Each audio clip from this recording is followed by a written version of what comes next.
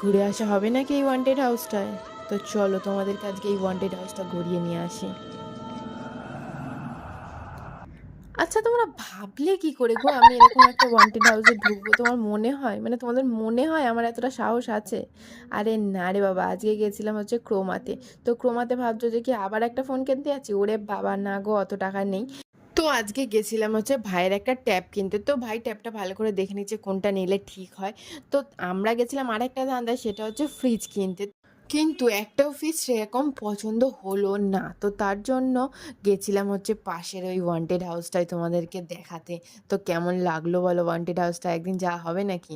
তো তোমরা যদি বলো আমি কিন্তু যেতে পারি, হ্যাঁ। আর তারপরে দেখো এই যে এই ট্যাবটা নিল ভাই স্যামসংয়ের।